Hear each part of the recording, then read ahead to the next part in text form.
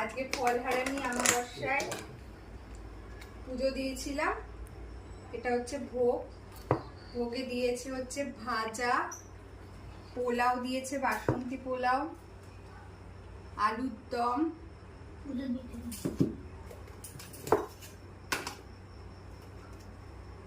এটা হচ্ছে আর এক রকমের আলুর দম, এটা আছে হচ্ছে ধোকার ডালনা, আর সাথে পায়েস তো আছেই, আর চাটনি।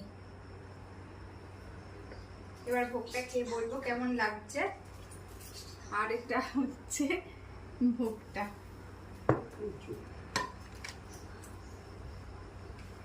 আমি ভোগটা নিচ্ছি,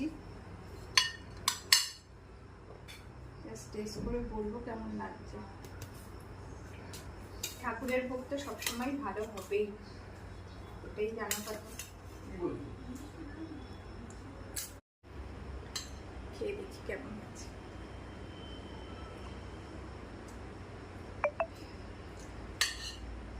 দারুণ।